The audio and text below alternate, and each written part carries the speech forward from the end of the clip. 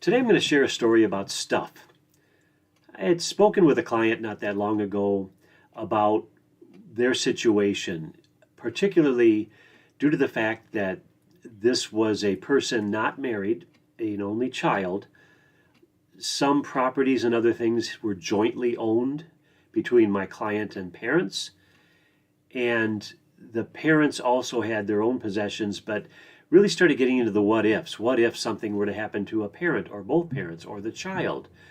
And I saw a real need to have a conversation with them and maybe guide them to a more formal set of decisions with an attorney as far as titling, powers of attorney, wills, whether or not they needed a trust. That was for them and the attorney to decide.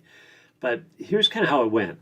So I found out actually after the fact that before the fact, my client told me that the mother talked to her and just asked, why is this person even meeting with us? We don't need to do any of this stuff. After we talked, the conversation was a little different. The mother's opinion was, we got to get this stuff done.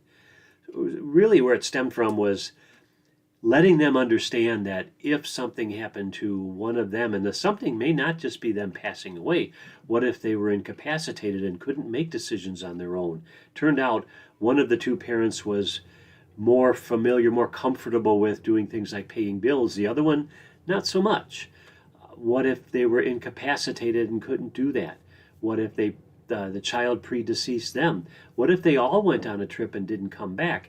And that's where we really, I think, kind of hit a nerve, because these people are in an area where they own a good amount of land and they really appreciate their land, have taken care of it, used it for trails, for hunting, for a variety of things. What they don't want to have happen is for that land to potentially go to a developer, break it up, and lose its beauty. What they would like to have happen would that the land would live on, if you will, in a conservancy or something, someplace that would take care of it. Another thing they don't want to have happen, because they're not necessarily enamored with a lot of their relatives. I wouldn't even say they had close relatives.